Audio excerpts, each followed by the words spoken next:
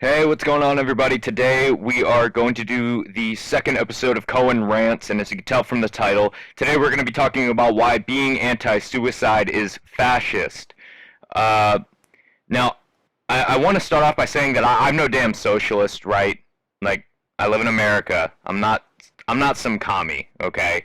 I just have to get that out of the way, obviously, because I know people are going to misinterpret that and say that I'm being socialist because I'm anti-fascist. I'm not saying that I believe a dictator doesn't do any good or that we don't need some guy in charge to whip everyone into shape. I'm not saying that at all. However, a fascist is a bit too far. We don't want to have a repeat of World War II. Okay, we need to learn from history, not repeat it.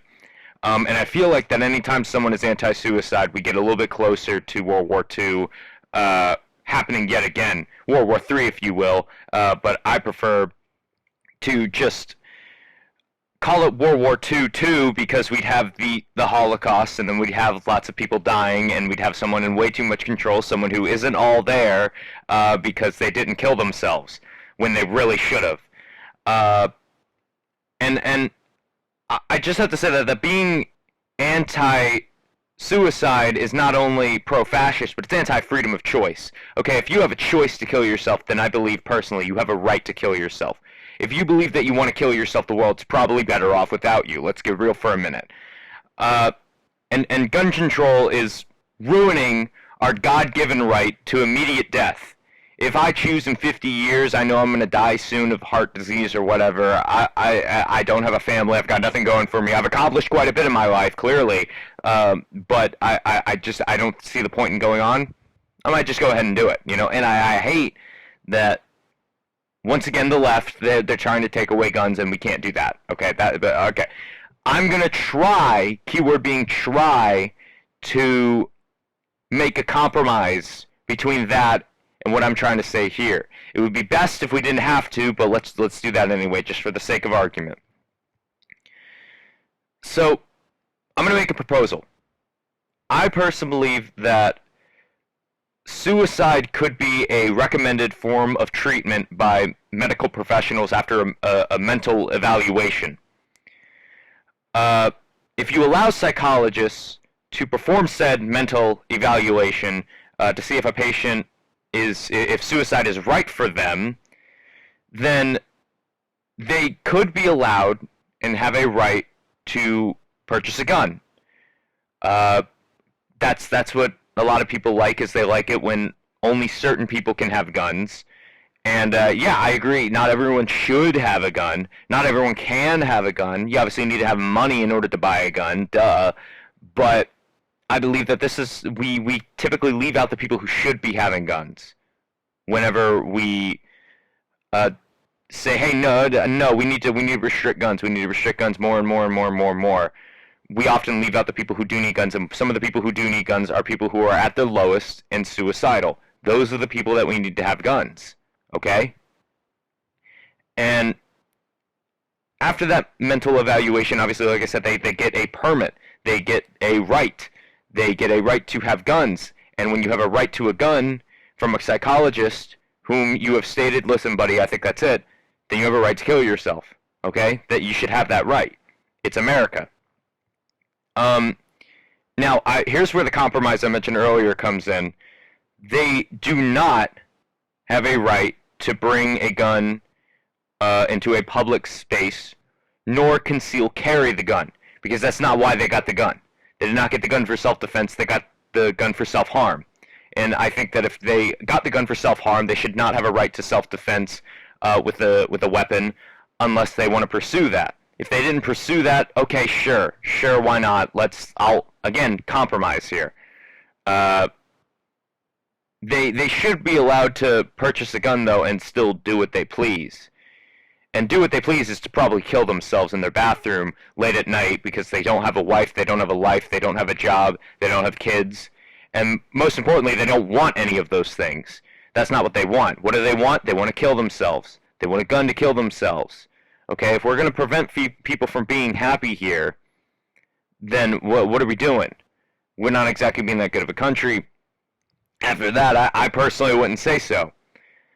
And here's where the fascism comes in. when we have a fascist dictatorship, then all the citizens they are controlled, and opposition just isn't welcome. And this is something I think we can all agree we don't need. We don't need fascists in America. Okay? Unfortunately, this is the direction we may be heading at this point, where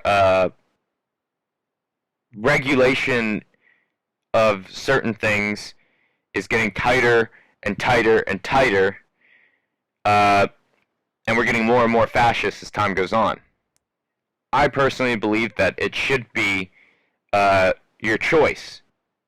It should be your choice. You know, if you're going to kill yourself, it's your body, it's your choice, right? That's what it should be. My body, my choice of...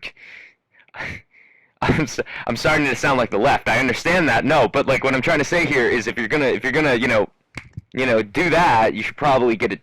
Yeah, it's your choice. What was the end? What was the end of fascism, ladies and gentlemen? It was when Hitler did what? What did he did? What he killed himself. That was the end of fascism. So that should show you that suicide is anti-fascism. So when you decide to be anti-suicide, you're pro-fascism. And this is a concept that a lot of people just don't want to think about or don't want to understand because it's taboo, quote-unquote, or whatever.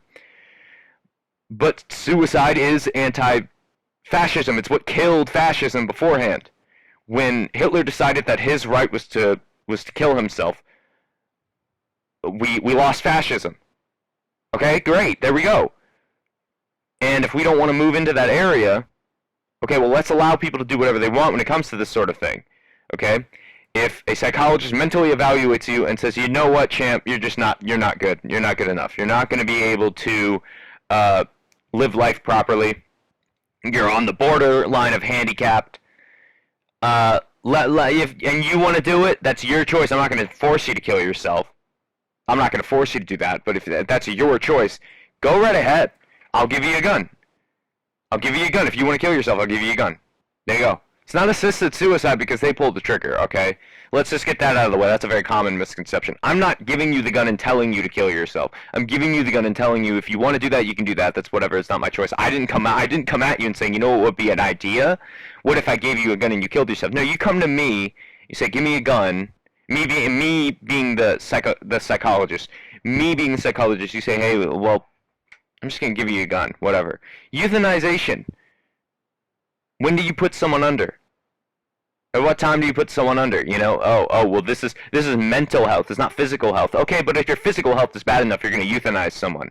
How about if their mental health is bad enough? We always try to treat mental health like it's physical health, but no, now it's different because no, whatever, fuck you.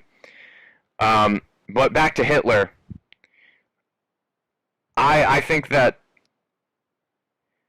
when World War II ended via suicide, we should have had that realization of the importance of suicide. We really should have. And I think that it's astonishing that we lost that. Because it makes me really upset to see people continuing to live on when they just have nothing left to live for and they just don't care anymore. You know? And I just can't. I mean, I've had to live through times where it's just been like, why am I still here? You know, why am I still here? What's the point anymore? And am I glad that I didn't kill myself? Not really. Not really at all. This is sort of what we're doing at this point. Is I'm spouting off my knowledge so that eventually, when I die before 50, I can let people know, hey, this is what we need to do. We need to do this. We need to do that. Whatever. And I think that's a good transition to the end of Koen Rants, episode 2. Thank you guys for watching. Be sure to share with everyone you know, everyone you love. I think that if they're going to argue against this, if you're going to show them that and they're going to be like, no, don't do that, tell them to contact me. Okay, tell them to contact me.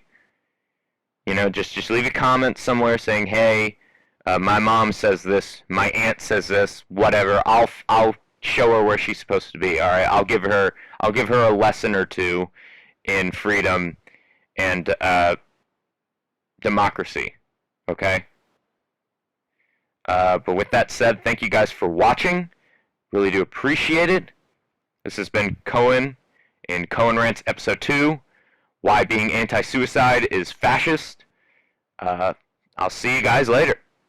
Take care.